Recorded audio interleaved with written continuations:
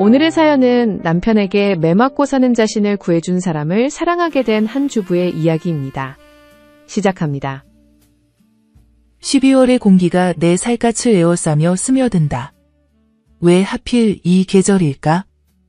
추위가 뼛속까지 파고들수록 내 마음에 얼어붙은 구석들이 더욱 선명해진다. 차가운 바람이 고급 아파트 단지 사이로 칼날처럼 스며들며 내 가슴을 도려내는 듯하지만 이 아픔은 단순히 추위 때문만이 아니다. 발걸음 하나하나가 무거워지는 건 몸의 상처 때문일까? 아니면 집으로 향하는 이 길끝에서 또다시 맞이해야 할 폭풍 같은 밤 때문일까? 볼에 베인 멍이 욱신거린다. 파운데이션으로 덮어봤지만 거울은 거짓말하지 않는다. 나는 언제부터 이렇게 초라해졌을까? 10살 현수의 작은 손이 내 손을 꼭 잡고 있지만 그 온기조차 내 얼어버린 심장까지는 닿지 않는다. 이 아이는 지금 무슨 생각을 하고 있을까? 엄마가 또 맞고 들어오는 모습을 이제는 당연하다는 듯 받아들이고 있는 건 아닐까? 그 생각만으로도 가슴이 찢어질 것 같다. 아파트 현관을 지나며 고개를 더욱 깊숙이 숙인다. 누군가의 시선이 느껴지는 것 같아서, 수근거리는 목소리들이 들리는 것 같아서. 결혼 15년째 이런 모습으로 살아가는 내가 부끄럽다. 하지만 어디로 가야 할지, 어떻게 해야 할지 알 수 없으니 그저 하루하루를 견뎌내는 것만으로도 모든 힘이 소진된다. 또 다치셨군요. 발걸음이 얼어붙는다. 경비실에서 흘러나온 목소리인데 그 음성에는 뭔가 다른 것이 스며 있다. 동정도 아니고 호기심도 아닌 마치 내 아픔을 정말로 이해하고 있다는 듯한 깊은 온기가 느껴진다. 고개를 들어보니 60대 정도의 경비원이 경비실 문 앞에 서 있는데 건장한 체격과는 대조적으로 눈빛만큼은 한없이 부드럽다. 대답할 수가 없다. 목구멍 어딘가에서 뭔가 걸려있는 것 같고 말을 하면 눈물이 쏟아질 것 같아서 현수의 손을 더욱 꽁꽁 움켜쥔다. 이런 모습을 보이고 싶지 않은데 강한 여자인 척 괜찮은 척 해왔는데 하지만 그의 눈빛 앞에서는 모든 가면이 스르르 벗겨지는 것만 같다. 경비실로 오세요. 약이라도 발라드릴게요. 평소 같으면 당연히 사양했을 텐데 괜찮다며 억지 미소를 짓고 그냥 지나쳤을 텐데 오늘은 뭔가 다르다. 그의 목소리에서 진심이 느껴져서일까? 아니면 내가 정말로 한계에 다다라서일까? 더 이상 혼자서는 견딜 수 없을 것 같다는 절망감이 밀려온다. 망설이는 이 짧은 순간 동안 수많은 생각의 파편들이 머릿속을 스쳐간다. 남편이 알면 어떻게 될까? 또 맞을까? 현수는 괜찮을까? 하지만 결국 나는 그의 제안을 받아들인다. 무엇보다 현수에게 엄마가 이렇게 아픈 모습을 더 이상 보이고 싶지 않아서 경비실로 향하는 이 몇 걸음이 마치 어둠에서 빛으로 차가운 절망에서 따뜻한 희망으로 걸어가는 긴 여행처럼 느껴진다. 현수야, 여기 앉아서 만화책 보고 있어. 경비원이 내 아이에게 건네는 말투가 이렇게 자연스러울 수가 없다. 마치 오랫동안 알고 지낸 할아버지처럼, 마치 가족처럼. 현수도 신기하게 경계하지 않고 고개를 끄덕이는데 아이들은 참 순수해서 진심인 사람과 그렇지 않은 사람을 본능적으로 구분하는 것 같다. 따뜻한 경비실 안으로 들어서자. 얼마 만에 느껴보는 온기일까? 히터에서 뿜어져 나오는 물리적인 따뜻함만이 아니라 이 공간 자체가, 이 사람이 만들어내는 분위기 자체가 따뜻하다. 경비원은 조심스럽게 응급처치함에서 상처 연고를 꺼내며 나를 바라본다. 조금 아플 수도 있어요. 그의 손이 내 볼에 닿는 순간. 오랜만이다. 이렇게 부드러운 손길을 받아본 게 거칠고 투박한 손이지만 놀라울 정도로 섬세하고 조심스럽게 움직이며 마치 깨질까봐 두려워하는 것처럼 나를 어루만진다. 누군가 나를 이렇게 소중하게 다뤄준 적이 있었던가? 눈물이 자꾸만 쏟아지려 한다. 작은 친절에도 이렇게 감동하게 된 내가 서글프지만 동시에 너무나 고맙다. 세상에는 아직도 좋은 사람들이 있구나. 나 같은 사람에게도 따뜻함을 보여줄 수 있는 사람이 있구나 하는 깨달음이 가슴속 깊은 곳을 파고든다. 이름이 뭐예요? 갑작스러운 질문에 당황했다. 내 이름. 언제부터 내 이름으로 불린 적이 있었던가? 남편에게는 그냥 야, 아이에게는 엄마, 다른 사람들에게는 현수 엄마 아니면 903호 사모님. 나 자신으로서 존재했던 게 대체 언제였을까? 그냥 903호라고 불러주세요. 내 입에서 나온 대답이지만 스스로도 놀랍다. 내 이름을 말하기가 두려운 거다. 진짜 나를 드러내는 게 무서워서. 하지만 그는 내 답을 자연스럽게 받아들이며 고개를 끄덕인다. 저도 그냥 경비원이라고 불러주세요. 그의 대답에서 뭔가 비슷한 상처를 느낀다. 이 사람도 나처럼 자신을 숨기고 있는 걸까? 아니면 나처럼 상처받은 과거를 가지고 있는 걸까? 서로의 진짜 이름을 묻지 않기로 하는 이 암묵적 약속이 우리에게는 오히려 더 편안하게 다가온다. 처음이다. 누군가가 나를 있는 그대로 받아주는 것 같다고 느끼는 게 판단하지 않고 캐묻지 않고 그저 내가 아프다는 것을 알아주고 위로해주는 사람이 존재한다는 것이 신기하기만 하다. 경비실을 나서며 현수가 내 손을 잡는데 아이의 손이 전보다 따뜻하게 느껴진다. 아니, 내 마음이 조금 따뜻해진 걸까? 여전히 집으로 올라가는 계단은 무겁고 두렵지만 적어도 오늘 하나는 알게 되었다. 이 세상에 나를 이해해주는 사람이 있다는 것을, 내 아픔을 함께 나누려는 사람이 있다는 것을.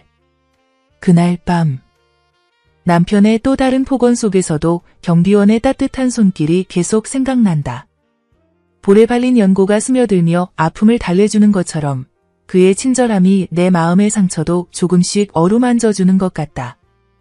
내일도 괜찮을까? 이런 기대를 품는 것조차 사치스럽게 느껴지지만 오랜만에 내일이 조금이라도 기다려지는 밤이다. 차가운 겨울밤이지만 가슴 한구석에 작은 온기가 피어오르는 것을 느낀다. 시간이라는 건 때로는 거짓말을 한다. 며칠이 지났다고 하지만 내게는 마치 몇 년의 세월이 흐른 것만 같다. 정확히는 사흘하고도 반나절. 경비원을 다시 만난 이후로 나는 시간을 이상하게 세고 있다. 마치 그 순간이 내 인생을 그 전과 그 후로 나눈 분기점이라도 되는 것처럼. 미세하지만 분명한 변화가 내 안에서 꿈틀거리고 있다. 무엇인지 정확히 알 수는 없지만 뭔가 달라지고 있다는 걸 온몸으로 느낀다. 현수가 학교에 간 오후의 정막. 전에는 그저 고통스럽기만 했던 이 시간이 이제는 다른 의미를 갖기 시작했다. 혼자만의 시간이 두렵지 않고 오히려 기다려진다. 경비실로 향할 핑계를, 그를 다시 볼 이유를 찾고 있는 내 자신을 발견할 때마다 가슴 한구석이 두근거린다. 처음에는 우편물 때문이었다. 혹시 우편물 왔나요? 이런 자연스러운 이유로 경비실 앞을 지나쳤다. 그 다음에는 택배, 그 다음에는 사실 이유 따위는 중요하지 않았다. 그냥 그를 보고 싶었을 뿐이다. 그의 따뜻한 눈빛을, 내게 건네는 조심스러운 미소를 다시 보고 싶어서 견딜 수가 없었다. 언제부터였을까? 그가 먼저 차를 권하기 시작한 건 처음에는 당연히 사양했다. 폐가 될 것 같아서, 그리고 무엇보다 이런 내 마음이 들킬 것 같아서. 하지만 그의 제안에는 단순한 예의가 아닌 진심이 담겨 있었고 그 진심 앞에서 나는 더 이상 거절할 수 없었다. 경비실의 작은 테이블, 초라한 플라스틱 의자. 하지만 이상하다. 집의 값비싼 가죽 소파보다, 고급 레스토랑의 화려한 벨벳 의자보다 이곳이 훨씬 더 편안하게 느껴진다. 여기서는 내가 진짜 나일 수 있었다. 903호 사모님도 현수 엄마도 아닌 그냥 한 명의 여자로서 존재할 수 있었다. 차 맛은 사실 기억나지 않는다. 중요한 건 차가 아니었으니까. 중요한 건 그 시간, 그 공간, 그리고 무엇보다 그 사람이었다. 평소 말수가 적은 나였는데 그의 앞에서는 신기하게도 말문이 열렸다. 처음에는 일상적인 이야기들. 오늘 날씨가 참 춥다는 것, 현수가 요즘 학교 생활을 어떻게 하고 있는지, 동네에 새로 생긴 마트 이야기.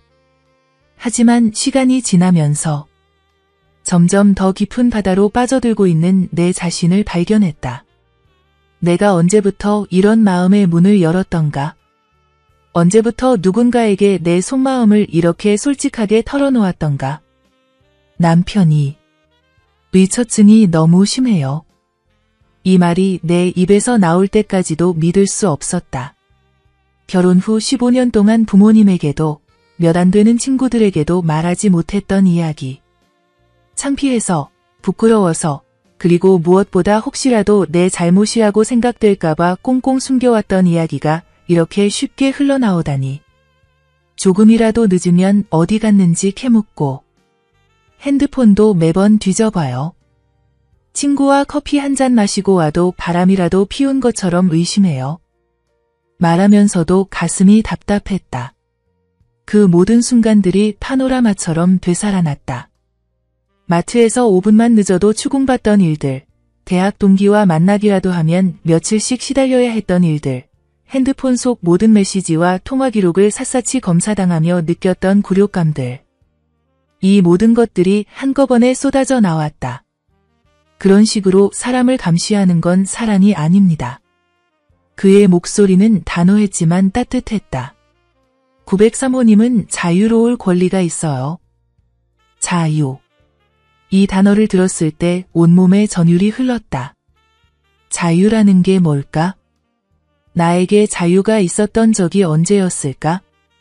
결혼하기 전에도 부모님의 기대와 사회의 시선에 얽매여 살았고, 결혼한 후에는 더 말할 것도 없었다. 내가 원하는 것, 내가 하고 싶은 것, 내가 되고 싶은 것. 이런 것들에 대해 생각해 본 지가 언제였을까? 그때 깨달았다. 그동안 당연하다고 생각했던 남편의 행동들이 사실은 폭력이었다는 것을. 물리적 폭력만이 폭력이 아니었다. 정신적으로, 감정적으로 나를 옥죄어온 모든 것들이 폭력이었고, 내가 얼마나 억압받고 살아왔는지, 얼마나 내 자신을 잃고 살아왔는지를 뼈저리게 느꼈다. 눈물이 또 나려고 했다. 하지만 이번에는 슬픔만이 아니었다. 분노와 해방감, 그리고 희미한 희망까지.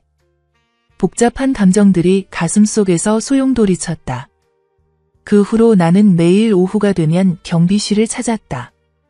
핑계는 점점 더 공색해졌지만 그는 아무 말 없이 나를 맞아주었다. 차 한 잔, 때로는 따뜻한 붕어빵과 군고구마. 소소한 것들이었지만 내게는 세상에서 가장 귀한 선물처럼 느껴졌다. 우리는 서로의 과거에 대해서는 깊이 묻지 않았다. 그가 어떻게 여기서 경비원 일을 하게 되었는지, 가족은 있는지, 어떤 삶을 살아왔는지 궁금하지 않은 건 아니었다. 하지만 굳이 알 필요는 없었다.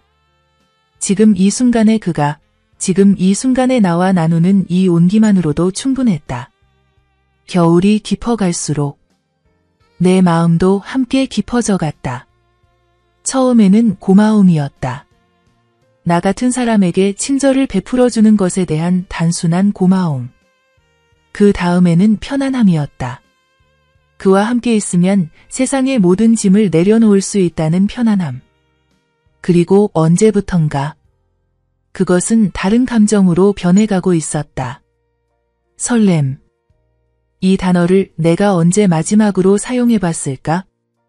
경비실로 향하는 발걸음이 어느새 가벼워지고 그를 만나기 전에 화장실 거울을 한 번 더 들여다보게 되고 그와 나눌 이야기를 미리 생각하며 혼자 미소 짓게 되고 이 모든 게 설렘이 아니라면 뭐라고 해야 할까? 결혼한 지 15년. 이런 감정을 느껴본 게 언제였던가? 남편과의 신혼 때도 이렇지는 않았던 것 같다. 그때는 의무감이 더 컸다. 사랑해야 한다는, 좋은 아내가 되어야 한다는 당위성 같은 것들. 하지만 지금은 다르다. 순수하게, 진심으로 누군가를 그리워한다는 것, 만나고 싶어 한다는 것. 이런 감정이 이렇게 달콤하면서도 아플 수 있다는 걸 몰랐다. 죄책감도 당연히 들었다. 결혼한 여자가, 아이를 둔 엄마가 이런 마음을 품는 게 옳은 일일까? 하지만 동시에 내가 아직 여자라는 걸 느꼈다. 903호 사모님도 현수 엄마도 아닌 그냥 한 명의 여자로서 심장이 뛰고 있다는 걸, 아직 살아있다는 걸 온몸으로 느꼈다.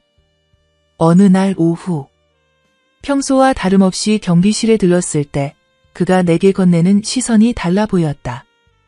예전보다 더 부드럽고 더 따뜻하고 그리고 뭔가 더 깊은 감정이 담겨 있는 것 같았다. 혹시 착각일까? 내가 너무 간절해서 없는 것까지 보는 건 아닐까? 하지만 그의 다음 행동이 내 의구심을 말끔히 씻어주었다. 이러면 안 되는 걸 알지만 그의 망설임이 고스란히 내게 전해졌다. 나도 똑같은 마음이었다. 이러면 안 된다는 걸 머리로는 알지만 마음으로는 멈출 수 없는 이 감정들을. 저도 같은 마음이에요. 용기가 어디서 나왔을까? 하지만 이 순간만큼은 정직하고 싶었다. 내 마음에도 그의 마음에도 더 이상 거짓으로 살고 싶지 않았다.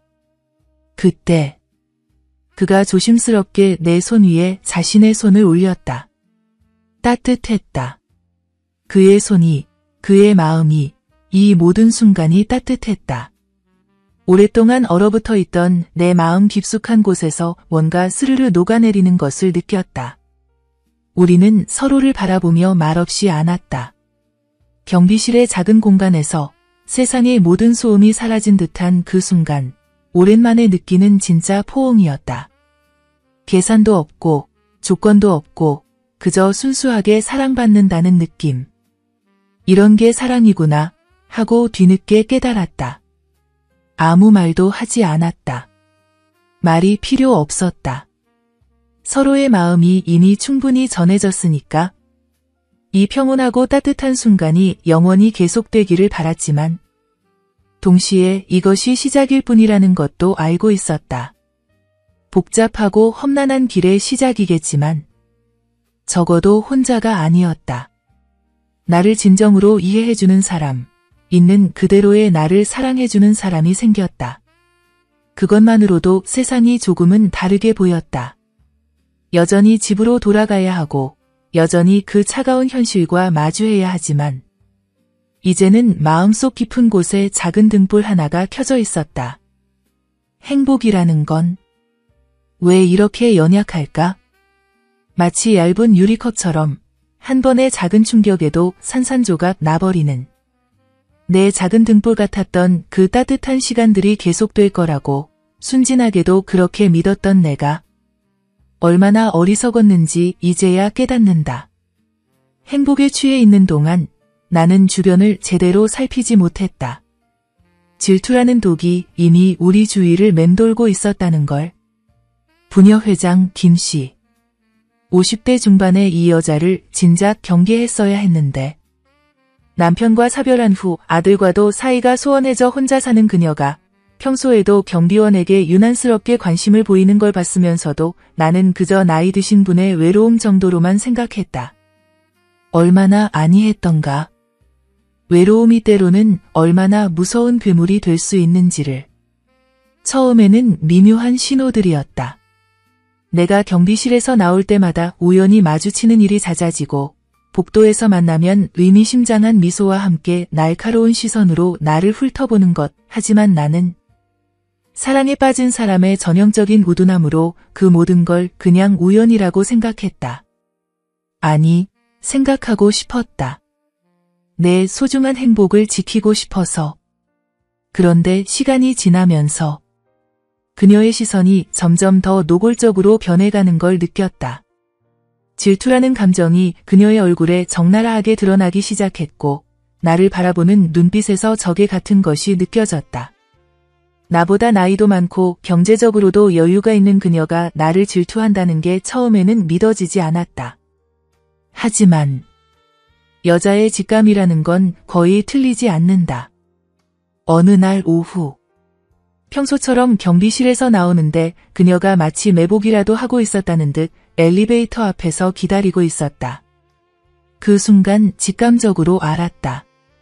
오늘은 뭔가 다르다고, 더 이상 넘어갈 수 없는 선을 넘었다고. 903호, 잠깐 나와봐. 목소리 자체는 평범했지만 그 밑에 흐르는 감정은 위험했다. 도끼라고 해야 할까? 질투에 찬 여자 특유의 그 차가운 분노 같은 것이 온몸으로 느껴졌다. 내 심장이 불규칙하게 뛰기 시작했다. 엘리베이터 안에서 그녀는 나를 구석으로 몰아세웠다. 물리적으로 몰아세운 건 아니었지만 그 시선과 분위기만으로도 충분히 숨이 막혔다. 경비원 아저씨와 무슨 사이야? 직설적이었다. 돌려 말할 생각도, 체면을 지킬 생각도 전혀 없다는 듯이. 나는 어떻게 대답해야 할지 몰랐다. 거짓말을 하자니 양심이 찔렸고, 그렇다고 진실을 말하자니 무서웠다. 무엇보다 이 여자가 어떤 일을 벌일지 예상할 수 없어서 두려웠다. 그냥 안면이 있을 뿐이에요. 내 목소리는 떨리고 있었고 거짓말인 걸 나 자신도 알 수 있을 정도였다. 김 씨의 표정이 더욱 차갑게 굳어지는 걸 보며 이 변명이 통하지 않는다는 걸 깨달았다. 다 보고 있어. 그녀의 목소리에는 확신이 가득했다. 결혼한 여자가 부끄럽지도 않냐? 애도 있는데 말이야. 각 단어마다 가시가 돋쳐 있는 것 같았다. 내 가슴에 비수처럼 꽂히며 숨통을 조여왔다. 부끄럽지 않냐는 그 말이 정말로 나를 부끄럽게 만들었다. 내가 정말 잘못된 일을 하고 있는 걸까? 만약 남편한테 말하면 어떻게 될까? 협박이 시작되었다. 노골적이고 잔인한 협박이. 이혼당하면 현수는 어쩌려고? 맞는 여자라고 소문나면 어디 가서 살아? 내 가장 약한 부분을 정확히 찔렀다.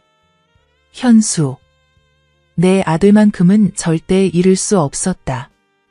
그 아이를 위해서라면 무엇이든 참을 수 있었다. 심지어 내 행복까지도 포기할 수 있었다. 앞으로 경비원에게 접근하지 말라는 그녀의 경고를 들으며 나는 마치 사형 선고를 받은 것 같았다. 내 유일한 위안이, 내 유일한 행복이 순식간에 사라져버리는 것을 지켜보는 기분이었다. 그날 이후의 일상은 진짜 지옥이었다. 경비실 앞을 지나가는 것조차 두려웠고 경비원이 궁금해하는 눈빛으로 바라봐도 모른 척할 수밖에 없었다. 가슴이 찢어질 것 같았다. 왜 내가 이런 선택을 해야 하는 걸까? 왜 내 행복은 항상 누군가의 허락을 받아야 하는 걸까? 하지만 더 충격적인 소식이 기다리고 있었다. 김 씨가 직접 경비원에게 접근하고 있다는 소문이 들려온 것이다. 청소부 아주머니를 통해 전해 들은 이야기였는데 김 씨가 밤늦게 경비실에 찾아가서 온갖 핑계를 대며 경비원과 시간을 보내고 있다는 것이었다. 처음에는 믿고 싶지 않았다. 하지만 점점 더 구체적인 이야기들이 들려왔다. 김 씨가 경비원에게 비싼 선물들을 가져다 준다는 것, 밤늦게 경비실에서 둘만의 시간을 보낸다는 것, 그리고 가장 치졸한 건 나와의 관계를 남편에게 폭로하겠다고 협박하며 경비원을 옭아매고 있다는 것이었다. 경비원도 어쩔 수 없었을 거라고 생각하려 했다. 나를 지키기 위해서, 내 가정을 지키기 위해서 그런 선택을 했을 거라고. 하지만 이 생각조차 나를 더욱 비참하게 만들었다. 결국 나 때문이었다. 내가 그에게 다가갔기 때문에, 내가 감정을 드러냈기 때문에 그도 이런 상황에 휘말리게 된 것이다. 질투와 분노와 절망이 뒤섞인 감정. 이런 추악한 감정들을 내가 품을 수 있다는 게 믿어지지 않았다. 김 씨에 대한 증오, 나 자신에 대한 자책, 경비원에 대한 안타까움, 그리고 어쩔 수 없는 질투까지. 내 안에서 온갖 어두운 감정들이 소용돌이쳤다. 밤마다 잠들지 못했다. 상상하고 싶지 않은 장면들이 자꾸만 머릿속에 떠올랐다. 김씨와 경비원이 함께 있는 모습, 그녀가 내 자리를 차지하고 있는 모습. 생각하지 말자고 다짐해도 멈춰지지 않았다. 이제야 깨달았다. 내가 그를 진정으로 사랑하고 있다는 걸, 단순한 호감이나 위로가 아닌 진짜 사랑이었다는 걸. 어느 날, 견딜 수 없어서 경비실 근처를 서성거리고 있었다. 그와 눈이라도 마주치고 싶어서, 그의 목소리라도 듣고 싶어서. 하지만 이것마저 김씨의 날카로운 시선에 포착되고 말았다. 아직도 정신 못 차렸어? 그녀의 목소리에서 승리의 기쁨과 잔인한 만족감이 동시에 느껴졌다. 그리고 이어진 말은 내 세상을 완전히 무너뜨렸다. 나 임신했어. 경비원 아저씨 아이야. 순간 머리가 하얘졌다. 세상이 멈춘 것 같았다. 이럴 리가 없다고 부정하고 싶었지만 김씨의 표정은 진지했다. 경비원이 자신을 택했다며 나같이 맞고 사는 여자보다 자신이 훨씬 매력적이라고 했다는 말까지 덧붙였다. 거짓말. 분명히 거짓말일 거라고 생각하려 했다. 하지만 확신할 수 없었다. 김씨가 경비원과 시간을 보내고 있다는 건 이미 확인된 사실이었고 그녀가 이런 큰 거짓말을 할 이유도 있을 수 있었다. 나를 완전히 포기하게 만들기 위해서. 그날부터 나는 경비원과 완전히 거리를 두었다. 그가 아무리 간절한 눈빛으로 신호를 보내도 아무리 다가오려 해도 차갑게 외면했다. 내 마음이 죽어가는 것 같았다. 매일매일이 고통의 연속이었다. 사랑이 이렇게 아픈 것이었나? 가져본 적 없던 행복을 맛본 후 잃어버리는 절망이 이렇게 깊은 것이었나? 김씨의 도끼 어린 질투가 우리 사이를 완전히 갈라놓았지만 그것보다 더 아픈 건 내가 아무것도 할 수 없다는 무력감이었다. 결혼한 여자로서, 아이를 둔 엄마로서 나에게는 선택의 여지가 없었다. 내 행복보다는 현수의 안전이, 내 감정보다는 가정의 평화가 우선이어야 했다. 그것이 내가 감당해야 할 현실이었다. 하지만 포기한다고 해서 마음까지 죽는 건 아니었다. 여전히 그를 사랑하고 있었고 여전히 그리워했다. 다만 그 사랑을 표현할 수 없을 뿐이었다. 가슴속 깊은 곳에 묻어두고 아무도 모르게 혼자서 간직해야 하는 사랑이 되어버렸다. 파국이라는 건 항상 예고 없이 찾아온다. 마치 지진처럼, 태풍처럼. 하지만 진짜 무서운 건 그 파괴의 순간이 아니라 그 이후에 찾아오는 끝없는 잔해들이다. 김씨가 결국 약속을 어겼다는 걸 알았을 때, 아니, 처음부터 약속 따위는 없었다는 걸 깨달았을 때, 내 안의 모든 것이 무너져 내리기 시작했다. 그날 밤, 그 순간만큼은 영원히 기억 속에서 지우고 싶다. 남편이 퇴근해서 돌아왔을 때부터 뭔가 달랐다. 문을 여는 소리, 신발을 벗는 소리, 발걸음 소리. 모든 것이 평소와 달랐다. 무겁고 성급하고 그 안에 억눌린 분노 같은 것이 느껴졌다. 현수가 거실에서 숙제를 하고 있었는데 아이가 고개를 들어 아빠를 바라보는 순간 나는 직감적으로 알았다. 오늘 밤은 다르다고, 위험하다고. 현수의 눈빛에서도 본능적인 두려움이 느껴졌다. 이 더러운 년아. 첫 마디부터 세상이 멈춘 것 같았다. 아무런 설명도 예고도 없이 쏟아지는 폭언 앞에서 나는 무슨 일인지도 모른 채 얼어붙었다. 하지만 곧 깨달았다. 김씨가 마침내 해버린 것이다. 경비원 놈이랑 바람났다며? 그 순간부터 내 세계는 완전히 다른 곳이 되어버렸다.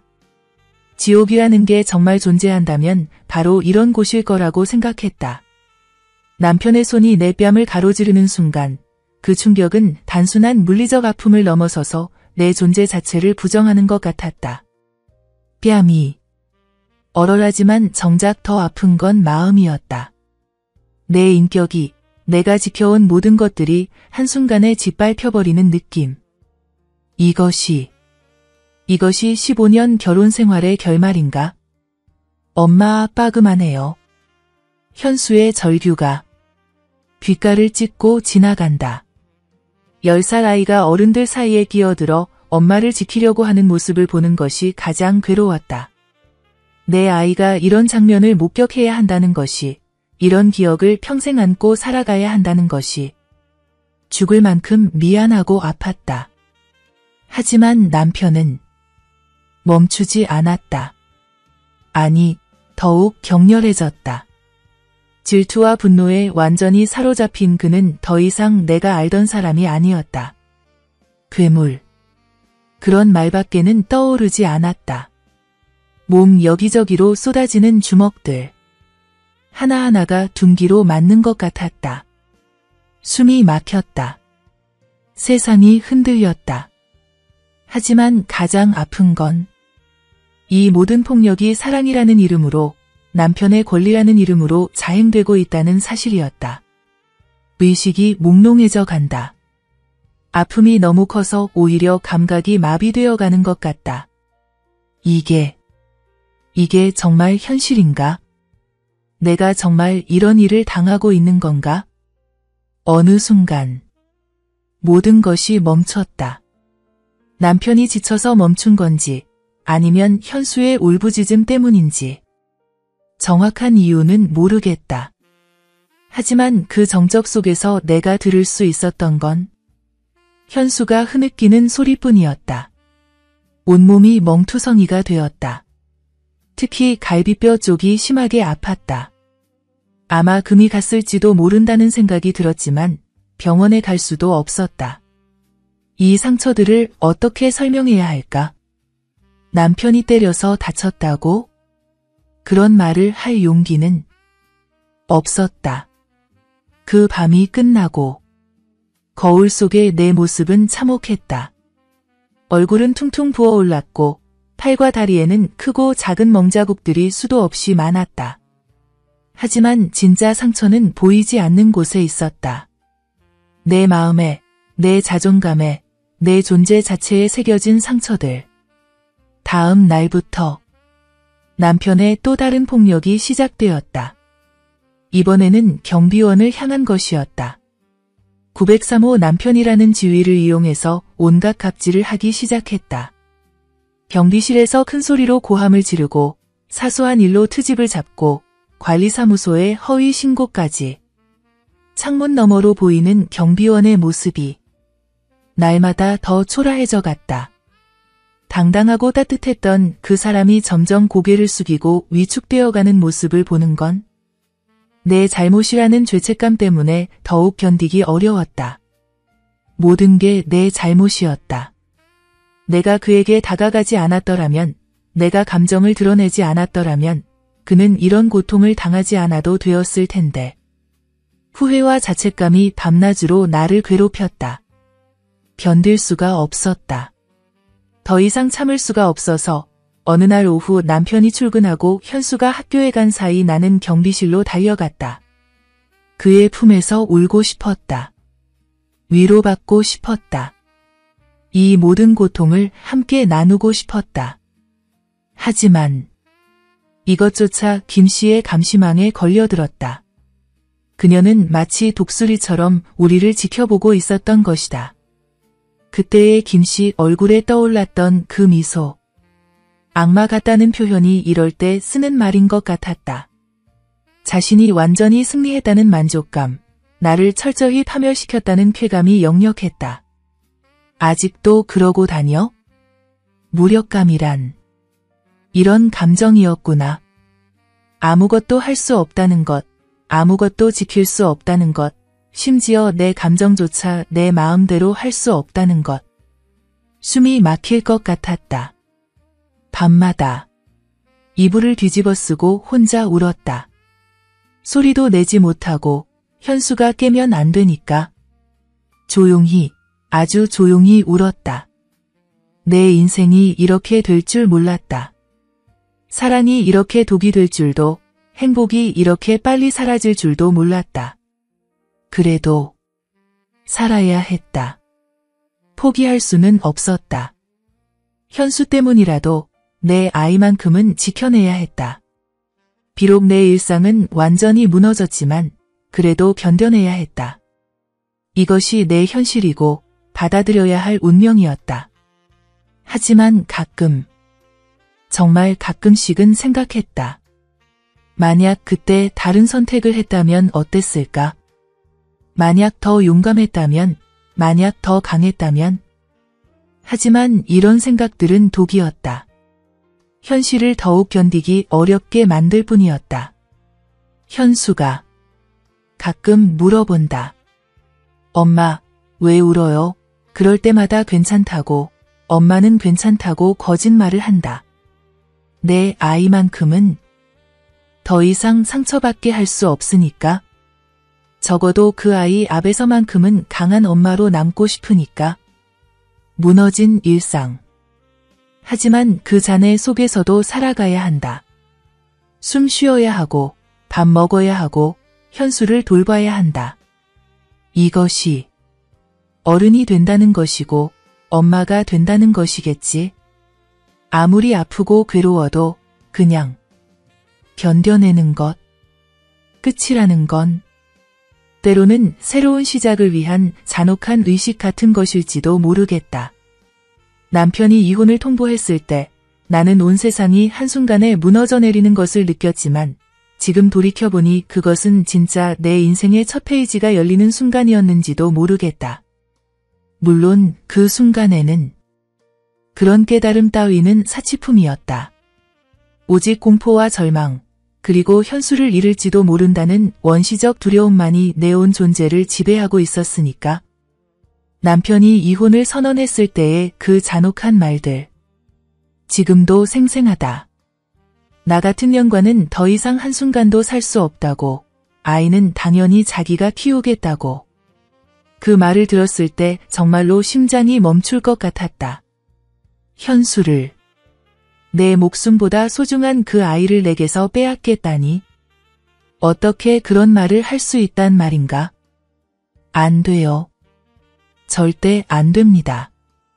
내가 그렇게 울부짖으며 매달렸을 때 남편의 눈빛에는 차가운 확신만이 있었다. 이미 모든 것을 결정해 놓은 상태였고 내 눈물이나 절규 따위는 안중에도 없었다. 변호사도 선임했고 나에게 유리한 증거는 하나도 없다고 했다. 오히려 내가 불륜을 저질렀다는 증거들만 넘쳐난다고. 김 씨가 증인으로 나설 거라고 했다. 그 말을 듣는 순간 정말로 무릎이 꺾였다. 물리적으로, 실제로 바닥에 주저앉았다. 김 씨가 얼마나 치밀하게, 얼마나 잔인하게 이 모든 것을 계획했는지 이제야 깨달았다. 처음부터 이것이 목적이었던 것이다. 나를 완전히, 철저하게 파멸시키는 것이. 하지만 포기할 수는 없었다. 현수만큼은, 내 아이만큼은 절대로 포기할 수 없었다. 빚을 내서라도, 친정에서 돈을 빌려서라도, 무릎을 꿇어서라도 어떤 일이든 할 수 있었다. 모든 수단과 방법을 동원해서라도 내 아이를 지켜내야 했다. 변호사 사무실에서의 첫 상담. 그 차갑고 메마른 공간에서 내 사생활의 모든 것을 낱낱이 털어놓아야 했을 때의 굴욕감을 어떻게 표현해야 할까? 가정폭력의 증거들, 남편의 폭언과 폭력들, 그리고 경비원과의 관계까지. 모든 것을 솔직하게 말해야 한다는 변호사의 말에 내 인생의 가장 아픈 부분들이 하나씩 드러나야 했다. 법정에서의 시간들은 진짜 지옥 그 자체였다. 내 사생활이 공개적으로 해부당하고 내 인격이 바닥까지 추락했다. 김 씨는 법정에서 거짓 증언을 했다. 내가 경비원과 어떤 일들을 했는지, 그녀의 더러운 상상으로 지어낸 추악한 이야기들을 마치 직접 목격한 사실인 양 당당하게 말했다. 그 순간순간이 죽고 싶을 만큼 치욕스러웠다. 법정 안의 모든 사람들이 나를 바라보는 시선들, 수군거리는 소리들, 그리고 무엇보다 현수가 이 모든 것을 알게 될까봐 하는 두려움. 하지만 견뎠다. 내 아이를 지키기 위해서라면 어떤 지옥도, 어떤 모독도 감수할 수 있었다. 다행히, 정말 천만다행으로 판사는 현실을 보았다. 남편의 오랜 가정폭력 전력들, 현수가 엄마인 나에게 더 의존하고 있다는 명백한 사실들, 그리고 경제적 능력까지. 결국 양육권은 내게 주어졌다. 그 선고가 내려지는 순간, 정말로 다시 숨을 쉴 수 있었다. 세상에 이렇게 깊은 안도감이란 감정이 존재한다는 걸 그때 처음 알았다. 하지만 남편의 분노는 극에 달해 있었다. 법정 복도에서 나를 향해 악담을 퍼부으며 소리를 질렀다. 후회하게 해주겠다고, 평생 지켜보고 있겠다고. 그 위협적인 목소리와 일그러진 표정이 지금도 악몽처럼 생생하다. 이혼이 확정되고 난 후, 나와 현수는 친정으로 돌아왔다. 시골의 작은 집이었지만 적어도 안전했다. 폭력은 없었다. 고함 소리도 없었다. 부모님은 아무 말씀 없이 우리를 받아주셨는데 그 무언의 포용이 얼마나 고마웠는지 모르겠다. 어머니가 조용히 내 손을 잡아주실 때, 아버지가 현수를 품에 안아주실 때, 비로소 진짜 집에 돌아왔다는 느낌이 들었다. 현수가 경비원 아저씨는 언제 와요? 라고 물었을 때 가슴이 미어졌다. 아이는 아직도 그 따뜻했던 시간들을, 함께 만화책을 보며 웃었던 그 순간들을 그리워하고 있었다. 다시는 볼 수 없다고. 어떻게 말할 수 있겠는가? 10살 아이에게 사랑이 때로는 이렇게 잔인하게 끝날 수도 있다고 어떻게 설명할 수 있겠는가? 대답 대신 그냥 현수를 꼭 안았다. 내 품에서 울고 있는 아이를 달래면서 나도 함께 울었다. 소리 없이, 아이가 모르게. 하지만 마음은 찢어져 나가는 것 같았다. 사랑했던 사람을 그리워하는 아픔도 컸지만 내 아이까지 그런 그리움에 젖게 만든 것에 대한 죄책감이 더욱 견디기 어려웠다. 밤이 되면 더욱 힘들었다. 낮에는 일상에 쫓겨있고 지낼 수 있지만 고요한 밤이 되면 그의 기억들이 물밀듯 밀려왔다. 그의 따뜻한 목소리가, 다정했던 눈빛이, 부드럽게 내 손을 감싸던 그 온기가, 모든 것이 그리웠다. 처음으로 나를 있는 그대로 사랑해 주었던 그 사람이 이제는 영원히 닿을 수 없는 곳에 있다는 현실이 받아들여지지 않았다. 하지만 이제 모든 게 끝났다고 체념하려 했다. 내 인생에서 사랑이라는 건 더 이상 기대할 수 없는 사치품이 되어버렸다고 생각했다. 현수와 나, 둘만 살아가야 하는 거라고, 그것만으로도 충분하다고 스스로를 달래려 했다.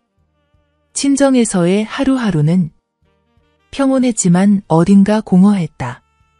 아침에 일어나서 현수 등교 준비시키고, 부모님 도와 집안일하고, 저녁에 현수 공부 봐주고, 반복되는 일상 속에서 나는 점점 무뎌져 갔다. 감정이 마비되어 가는 것 같았다. 아프지도 기쁘지도 않은 그냥 흘러가는 시간들. 부모님은 재혼하라고 하셨다. 아직 젊으니까 좋은 사람 만나서 새 출발하라고. 하지만 그럴 수 없었다. 진짜 사랑이 뭔지 알아버렸으니까. 그런 사랑이 아니라면 차라리 혼자 사는 게 낫다고 생각했다. 타협하며 살기에는 내가 겪은 아픔이 너무 컸다. 현수는 새 환경에 의외로 빨리 적응해갔다. 시골 학교의 따뜻한 분위기, 할아버지 할머니의 무조건적인 사랑, 그리고 무엇보다 폭력 없는 평화로운 일상. 아이의 얼굴에서 점점 밝은 빛이 돌아오는 걸 보며 다행이라고 생각했다. 적어도 현수만큼은 상처받지 않고 건강하게 자랄 수 있을 것 같았다. 어느 날 저녁, 현수가 엄마, 우리 이제 정말 행복해요? 라고 물었을 때 순간 뭐라고 대답해야 할지 몰랐다. 행복한가? 안전하고 평온하긴 하지만 정말 행복한가? 무엇인가 깊숙한 곳에서 계속 앓이고 있는 이 공허함은 뭔가? 물론이지. 엄마는 현수랑 있으면 가장 행복해. 거짓말이었다. 아이를 위한 선의의 거짓말이었지만 하지만 언젠가는 정말 그렇게 될 거라고 믿고 싶었다. 시간이 지나면 상처가 아물면 현수와 함께하는 이 소소한 일상들이 진짜 행복으로 느껴질 날이 올 거라고. 그렇게 완전히 새로운 삶이 시작되었다. 과거와는 단절된 오직 현수와 나만의 삶, 외롭고 때로는 공허했지만 그래도 자유로웠다. 누구에게도 맞지 않고 누구에게도 감시받지 않고 눈치 보지 않고 이런 자유가 이렇게 소중한 줄 몰랐다. 하지만 마음 깊은 곳에는 여전히 그 사람이 있었다. 경비원이 있었다. 그 따뜻했던 겨울 오후들이 처음으로 진짜 사랑받는다는 걸 느꼈던 그 순간들이 지울 수 없는 기억으로 아름답고도 아픈 상처로 남아 있었다. 이것이 내 사랑의 마지막이라고 생각했다. 더 이상 누군가를 사랑할 일도 사랑받을 일도 없을 거라고. 그렇게 체념하며 살아가기로 했다. 현수와 부모님, 그리고 평범한 일상. 그것만으로도 충분하다고, 그것만으로도 감사하다고 스스로를 달래며. 하지만 가끔, 정말 가끔씩은 꿈을 꾸었다. 그가 다시 나타나는 꿈을. 모든 오해가 풀리고 다시 만날 수 있게 되는 꿈을. 깨고 나서는 더욱 허무하고 슬펐지만 그래도 그런 꿈마저 소중했다. 적어도 꿈속에서만큼은 다시 사랑할 수 있었으니까. 기적이라는 건 정말로 존재하는 걸까? 평범한 일상 속에서 그 어떤 전조도 없이 갑작스럽게 찾아와 우리의 모든 것을 뒤바꿔 놓는 그 무언가가. 일주일. 겨우 일주일 전만 해도 나는 완전히 체념한 채로 살고 있었는데 지금 내 앞에 벌어진 상황은 꿈과 현실의 경계를 무너뜨리고 있다. 이런 일이 정말 일어날 수 있는 건가? 아니면 내가 너무 오랫동안 그리워해서 환상을 보고 있는 건가? 그날 오후. 친정마당에서 어머니와 함께 김장을 준비하고 있었다. 늦가을 햇살이 유난히 따뜻했고 현수는 학교에서 아직 돌아오지 않았고 모든 것이 평온하고 일상적이었다. 너무나 평범해서 지루하기까지 한 그런 오후였다. 앞으로 계속 이런 식으로 살아가겠구나 하고 막연하게 생각하며 배추를 다듬고 있을 때였다. 갑작스럽게 들려온 차 소리. 이 시골 동네에는 낯선 소리였다. 택배차나 우편차 정도가 전부인 곳에서 그것도 고급차의 엔진 소리가 들려온다는 게 이상했다. 하지만 별로 신경 쓰지 않았다. 아마 길을 잘못 든 누군가일 거라고 생각했으니까. 그런데 현관문을 두드리는 소리가 들렸다. 또박또박하지만 정중한 뭔가 예사롭지 않은 그런 소리였다. 혹시 전 남편이 찾아온 건 아닐까? 순간 온몸이 굳어졌다.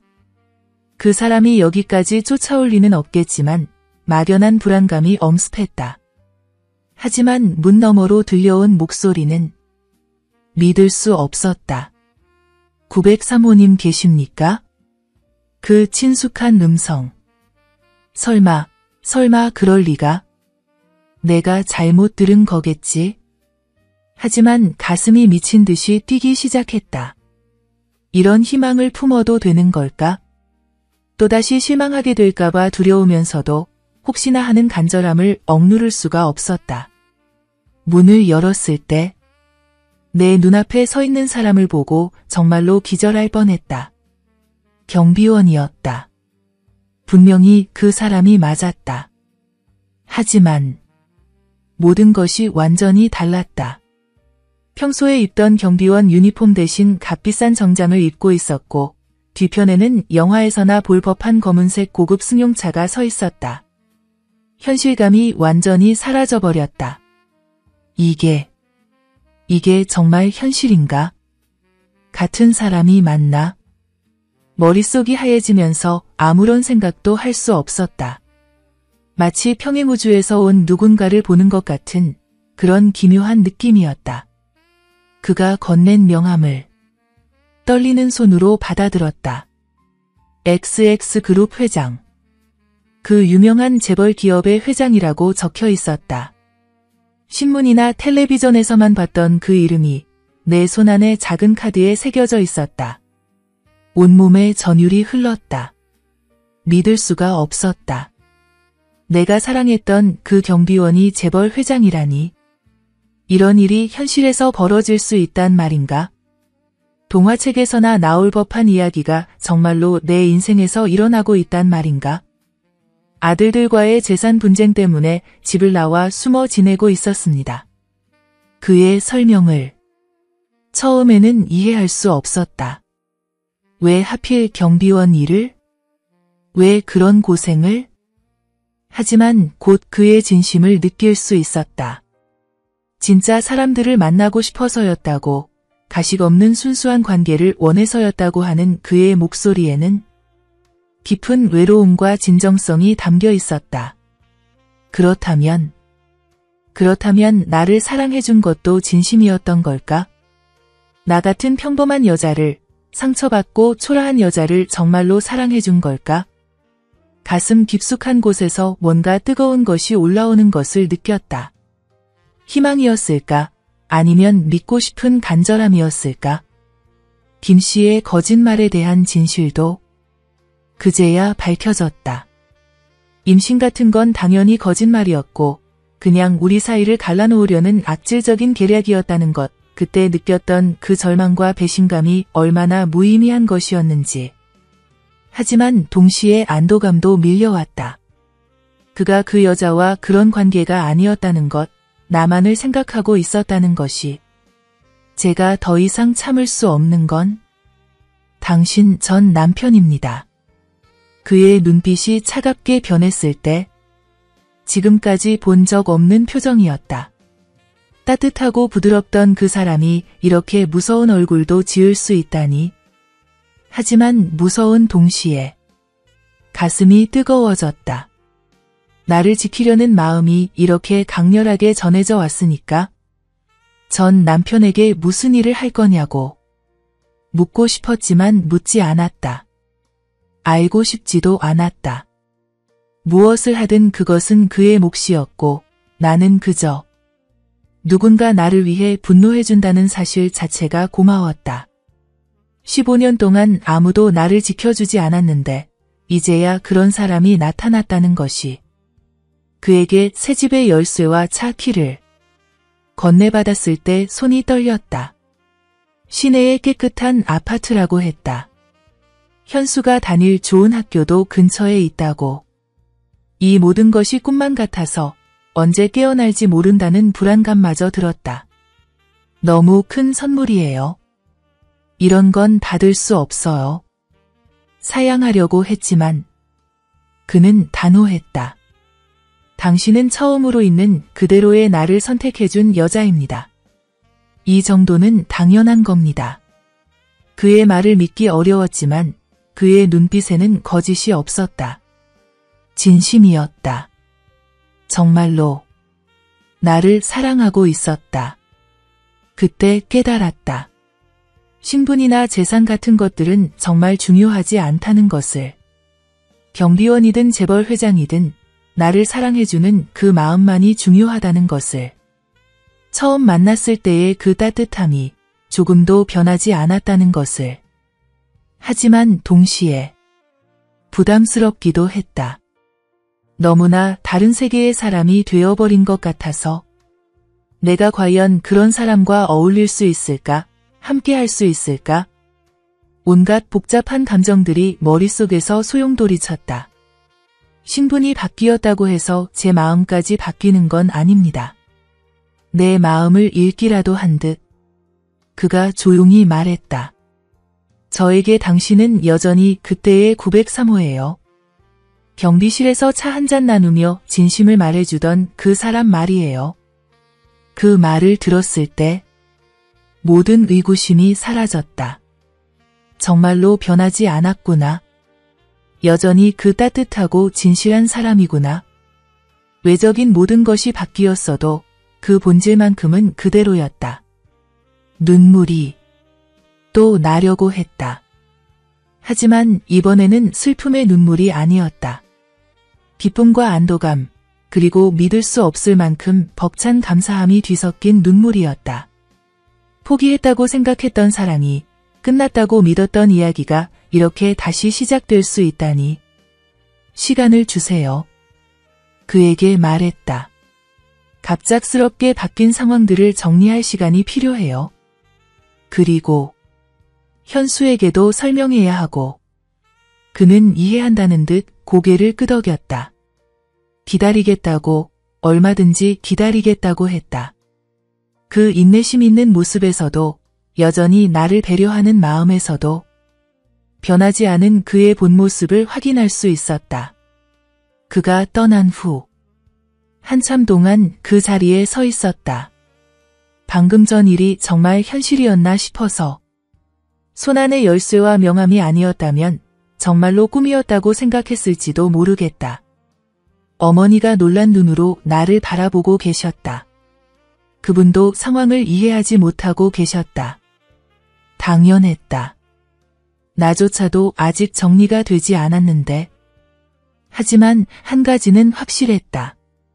내 인생이 다시 한번 완전히 뒤바뀔 것이라는 것. 현실이 꿈보다 더 극적일 수 있다는 걸 이제야 알겠다. 포기했던 사랑이 이런 식으로 되돌아올 수 있다는 것. 절망의 끝에서 희망이 다시 피어날 수 있다는 것. 인생이란 정말로 예측할 수 없는 것이구나. 하지만 무엇보다 가장 소중한 깨달음은 이것이었다. 진심으로 사랑한다면 그 사랑은 어떤 시련과 오해를 겪더라도 결국에는 제자리를 찾아온다는 것. 우리의 사랑이 그런 사랑이었다는 것. 정의라는 게 정말로 존재하는 걸까? 아니면 그것은 단지 힘있는 자들의 편의를 위한 그럴듯한 명분에 불과한 걸까? 며칠 후 뉴스에서 흘러나온 소식을 들었을 때 나는 이런 복잡하고 어두운 의문들과 마주해야 했다. 전 남편이 산속에서 실종되었다는 충격적인 뉴스. 그 순간 내 마음속에서는 상반된 감정들이 격렬하게 충돌하기 시작했다. 처음 그 소식을 접했을 때 놀라움보다는 묘한 예감이 먼저 들었다. 우연일 리 없다는 직감이 번개처럼 스쳐갔다. 경비원이 내게 했던 마지막 말들이 생생하게 떠올랐다. 제가 더 이상 참을 수 없는 건 당신 전 남편입니다. 그때의 차가운 눈빛이, 그 안에 담긴 분노와 결의가 설마 정말로 무언가를 했단 말인가?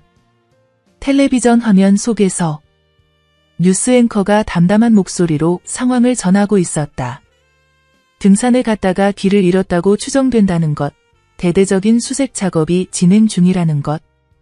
하지만 내 머릿속에는 전혀 다른 시나리오들이 그려지고 있었다.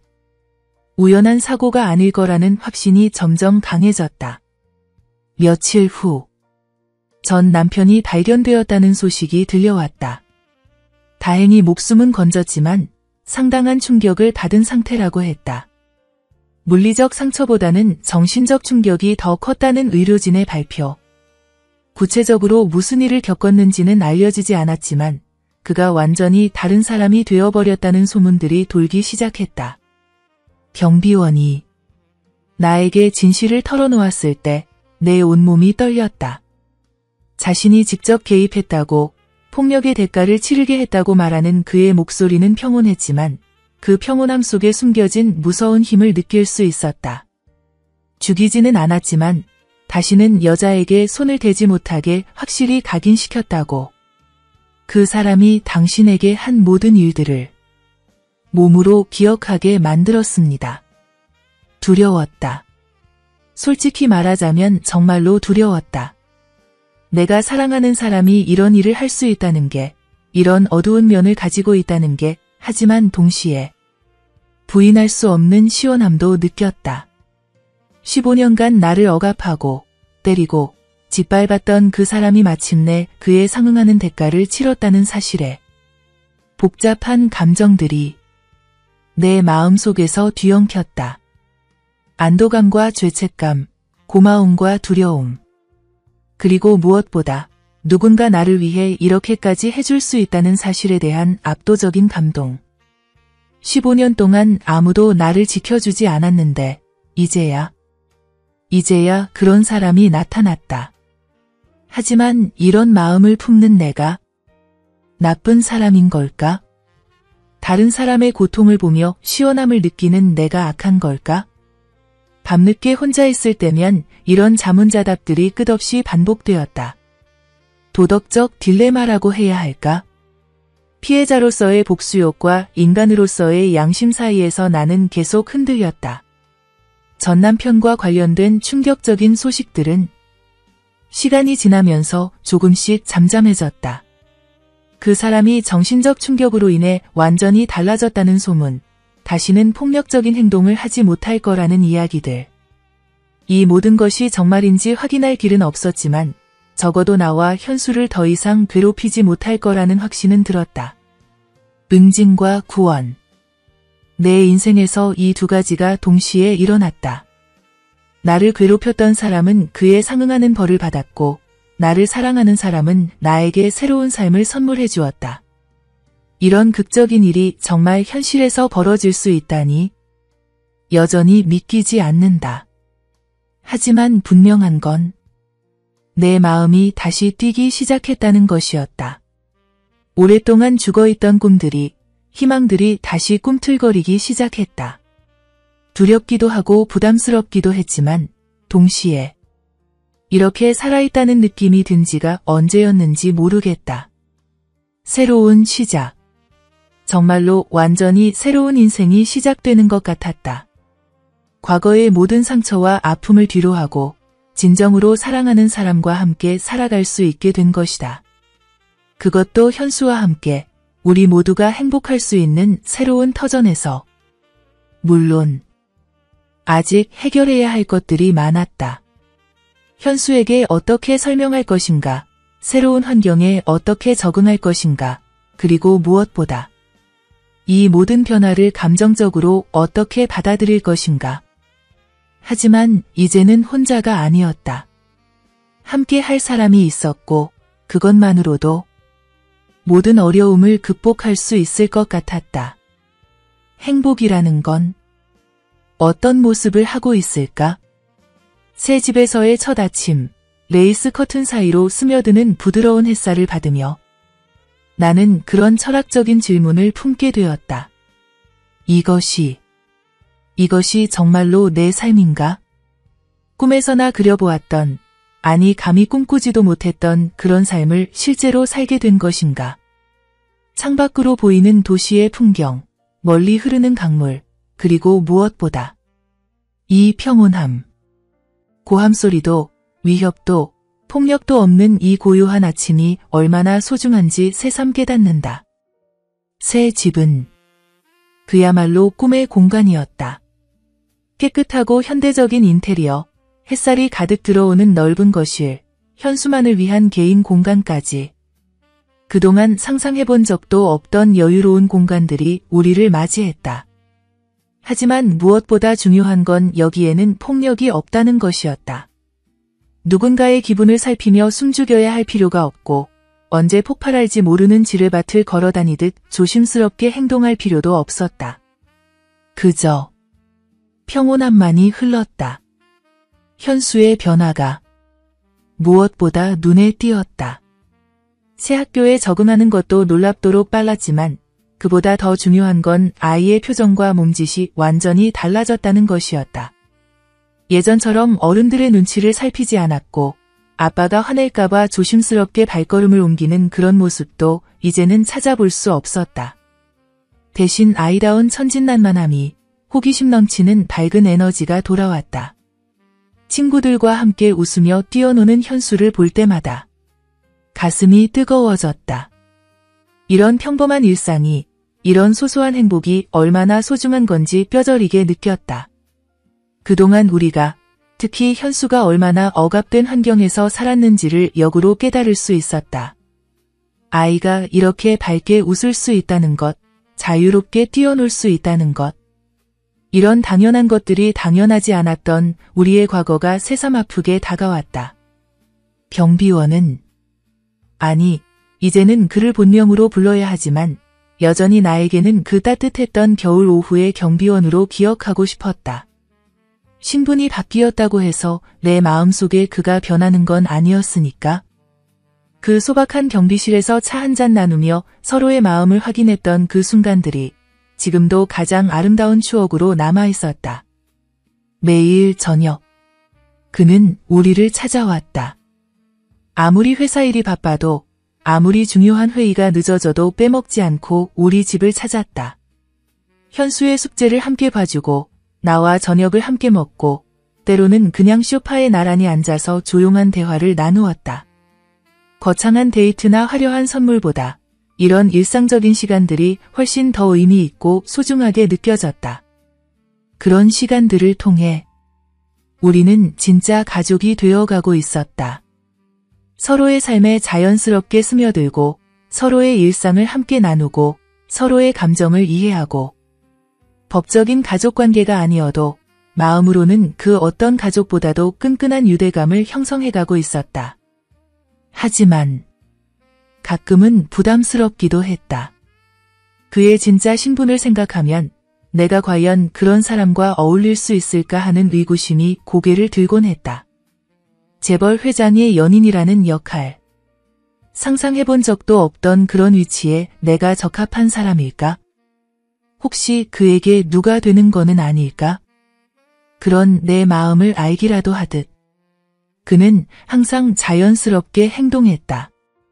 거만하거나 권위적인 모습은 전혀 보이지 않았고 여전히 경비실에서 만났던 그 겸손하고 따뜻한 사람이었다. 내가 재벌 회장의 연인이라는 부담감을 느끼지 않도록 언제나 평범한 남자친구처럼 행동해 주었다. 신분이 뭐가 중요합니까? 중요한 건 우리 마음이죠. 그가 내 불안감을 달래주며 건네는 말들. 그때마다 마음이 편해졌다. 정말로 그에게는 재벌이라는 지위보다 나와 현수와 함께하는 이 소소한 일상이 더 소중한 것 같았다. 결혼에 대한 이야기가 나온 건 몇 달이 지난 후였다. 자연스럽게 마치 물이 흐르듯이 그런 화제가 나왔는데 나는 솔직한 마음을 털어놓았다. 결혼은 아직 생각할 수 없을 것 같아요. 내가 먼저 말했을 때 그의 반응이 궁금했다. 실망할까? 섭섭해할까? 하지만 예상과 달리 그는 따뜻한 미소를 지으며 고개를 끄덕였다. 한 번 실패해서. 그리고 아직 상처가 완전히 아물지 않았어요. 하지만 이렇게 함께 지내는 것만으로도 충분히 행복해요. 그의 대답이 나를 더욱 감동시켰다. 형식이 뭐가 중요합니까? 우리가 서로 사랑하고 함께한다면 그걸로 된 거죠. 진정한 사랑이 무엇인지를 그때 다시 한번 깨달았다. 소유하려 하지 않는 사랑, 상대방의 상처를 이해하고 기다려주는 사랑, 조건이나 형식보다는 마음을 우선시하는 사랑. 이런 게 진짜 사랑이구나. 시간이 흘러가면서 우리만의 고유한 리듬과 루틴이 만들어졌다. 주말이면 현수와 함께 공원에서 산책하거나 영화를 보기도 하고 평일 저녁에는 집에서 조용한 시간을 보냈다.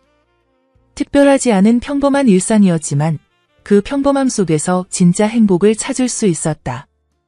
현수도 점점 그를 진짜 아버지처럼 따르게 되었다. 처음에는 조심스럽게 거리를 두던 아이가 이제는 먼저 달려가서 안기곤 했다. 학교에서 있었던 일을 자랑스럽게 이야기하고 숙제를 도와달라고 조르고 때로는 고민을 털어놓기도 했다. 진짜 아버지와 아들 같은 모습이었다. 그런 모습을 볼 때마다 가슴이 벅찼다. 현수에게 정말로 좋은 아버지 역할을 해주는 사람이 생겼다는 것, 폭력적이고 무서운 아버지가 아닌 따뜻하고 지혜로운 아버지 같은 존재가 우리 곁에 있다는 것, 그것만으로도 지난날의 모든 고생이 보상받는 느낌이었다. 나 자신도 점점 변해갔다. 예전처럼 눈치를 보지 않게 되었고 내 의견을 자유롭게 표현할 수 있게 되었다. 무엇보다 나 자신을 사랑하게 되었다. 다른 사람에게 사랑받을 가치가 있는 존재라고, 행복해질 권리가 있는 사람이라고 인정하게 되었다. 거울을 볼 때마다 예전과는 완전히 다른 내 모습을 발견했다. 표정이 밝아졌고 눈빛에 생기가 돌았다. 상처받고 위축되어 있던 여자가 아니라 사랑받고 있는 여자, 행복한 여자의 모습이었다. 사랑이 사람을 이렇게까지 바꿀 수 있다는 게 신기하기만 했다. 이런 변화가 정말로 가능한 일이었구나. 진정한 사랑을 만나면 사람은 이렇게 달라질 수 있구나. 새삼 깨달았다. 사랑은 단순히 감정의 문제가 아니라 한 인간을 완전히 다른 존재로 거듭나게 하는 기적 같은 힘이라는 것을.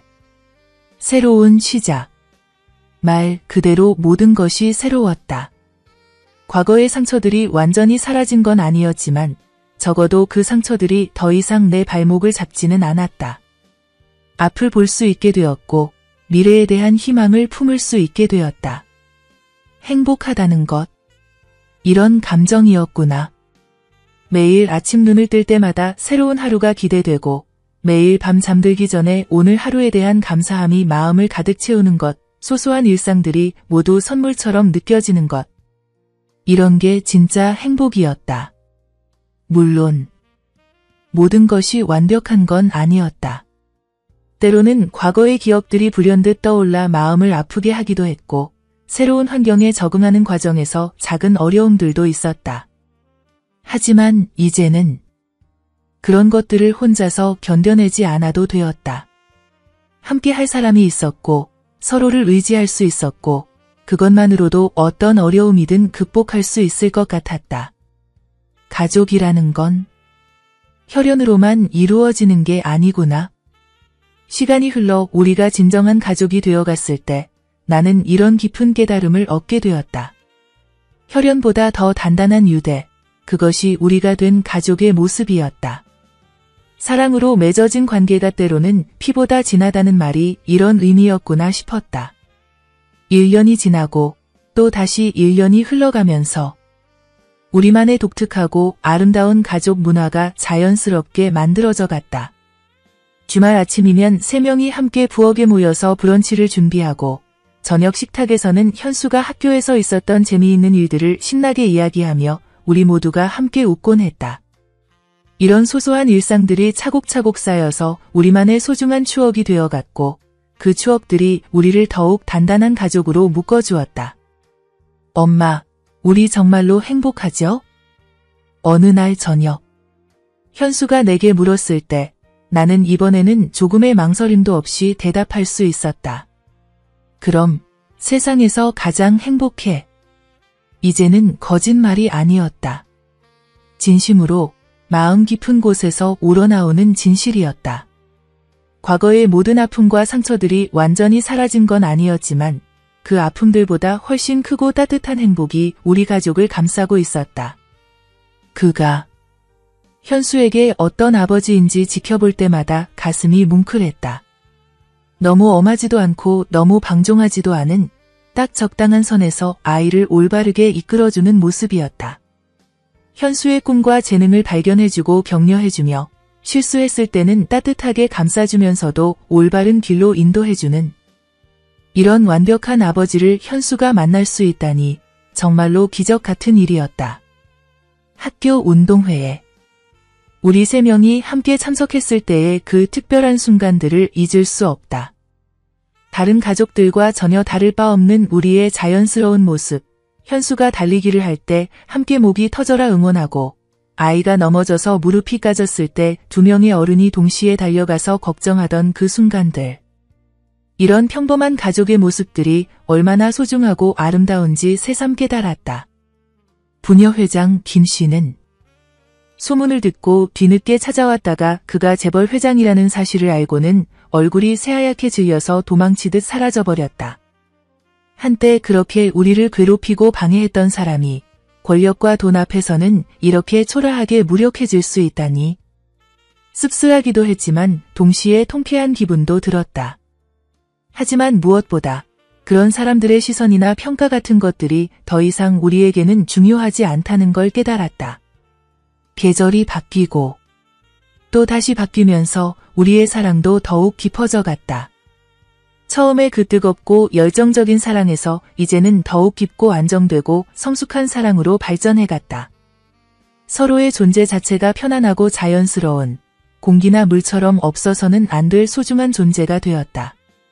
그와 함께 있으면 내가 더 나은 사람이 되는 것 같았다. 그의 따뜻함과 너그러움이 나를 더 온화하고 관대한 사람으로 만들었고 그의 지혜로움이 나를 더 현명한 사람으로 성장시켜 주었다. 진정한 사랑이란 이런 것이구나. 서로를 더 나은 존재로 만들어주는, 함께 성장해가는 그런 관계. 현수도 이런 따뜻하고 안정된 환경 속에서 점점 더 밝고 건강한 아이로 자라갔다. 예전처럼 어른들의 눈치를 보거나 갑작스러운 폭력에 움츠러드는 모습은 완전히 사라졌고 대신 자신의 의견을 당당하게 표현하고 자신의 꿈을 자신감 있게 이야기하는 아이가 되었다. 새로운 친구들도 많이 사귀었고 학업 성적도 향상되었으며 무엇보다 진심으로 행복해하는 아이가 되었다. 하지만 완벽해 보이는 이 행복에도 때로는 작은 균열들이 생기곤 했다. 그의 회사에서 복잡한 문제들이 발생하기 시작한 것이다. 아들들과의 재산 분쟁이 다시 불거지면서 법정 다툼이 격화되었고 그로 인해 그는 점점 더 바빠지게 되었다. 우리와 함께하는 시간도 자연스럽게 줄어들 수밖에 없었다. 현수가 이런 변화를 가장 민감하게 받아들였다. 또 떠나가는 건 아닐까? 또 버림받게 되는 건 아닐까? 아이의 마음속에 불안감이 서서히 자리 잡기 시작했다. 전 남편에게 받은 상처 때문에 현수는 아버지 같은 존재에 대해 특별한 애착과 동시에 깊은 불안감을 가지고 있었던 것이다. 경비원 아저씨가 우리를 안 만날 수도 있어요? 현수가 걱정스러운 표정으로 내게 물었을 때 나 역시 같은 불안감이 스멀스멀 올라오는 걸 느꼈다. 행복이라는 건 이렇게 불안한 것이었나? 언제 사라질지 모르는, 언제 빼앗길지 모르는 그런 두려움이 항상 함께하는 것이었나? 하지만 그는 우리의 불안감을 금세 알아차리고 더욱 세심하게 우리를 배려해 주었다. 아무리 바쁜 일정 중에도 우리와의 약속만큼은 절대 어기지 않았고 현수와의 시간을 더욱 소중하게 여겨주었다. 그리고 무엇보다 자신의 어려운 상황에 대해서도 솔직하게 털어놓으며 우리를 진정한 가족으로 대해주었다. 힘든 일이 있을 때일수록 가족이 중요한 거예요. 그가 말했을 때 나는 정말로 감동받았다. 어려움 속에서도 우리를 끝까지 지키려는 그의 의지를, 우리를 진정한 가족으로 여기는 그의 진심을 느낄 수 있었다. 그 무렵 예상치 못한 편지 한 통이 도착했다. 전 남편에게서 온 편지였다. 그 편지를 받았을 때 온몸이 굳어지는 것을 느꼈다. 또 다른 위협인가? 또 다른 괴롭힘의 시작인가? 하지만 편지의 내용은 의외였다. 사과의 내용이었다. 자신이 저질렀던 모든 잘못들에 대한 진심 어린 사과와 함께 다시는 우리를 괴롭히지 않겠다는 약속이 담겨 있었다. 그 일 이후로 완전히 달라졌다는 것, 과거의 자신을 깊이 반성하고 있다는 것. 진짜인지는 알 수 없었지만 적어도 우리에게 더 이상 해를 끼치지는 않을 것 같다는 안도감은 들었다. 겨울이 다시 왔다. 우리가 처음 만났던 그 추운 겨울이 다시 돌아왔지만 이번에는 춥지 않았다. 따뜻한 사람들이 내 곁에 있었으니까.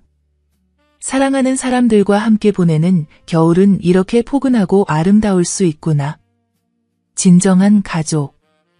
혈연으로 이어진 관계가 아니어도, 법적으로 인정받지 못해도, 마음으로 이어진 우리는 그 어떤 가족보다도 완전하고 행복한 가족이었다.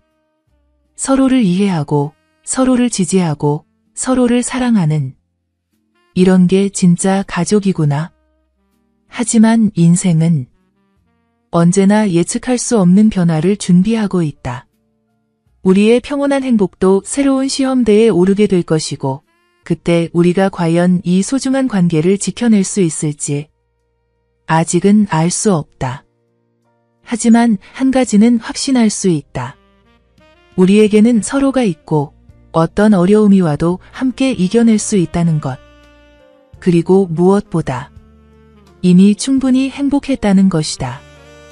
이 순간들만으로도 인생의 모든 아픔과 고통이 의미 있게 느껴진다는 것, 과거의 모든 시련들이 이 행복한 순간을 위한 필요한 과정이었다고 생각할 수 있을 만큼. 사랑은 구원이 될까요? 아니면 또 다른 시련일까요? 시청해주셔서 감사합니다.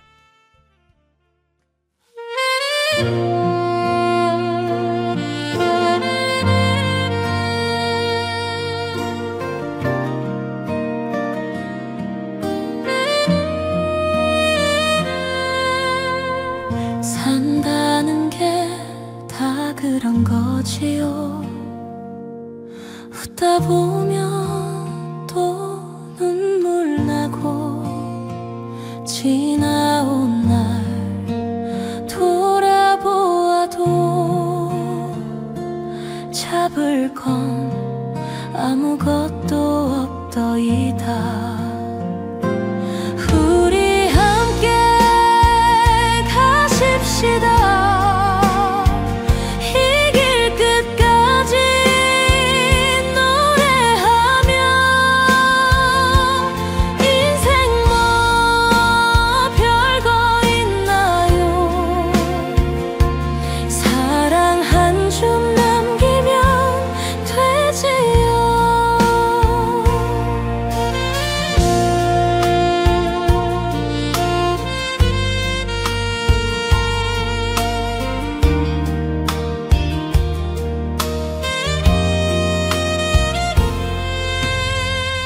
봄이 가면 또 여름이 오고, 꽃이 져도 다시 피나니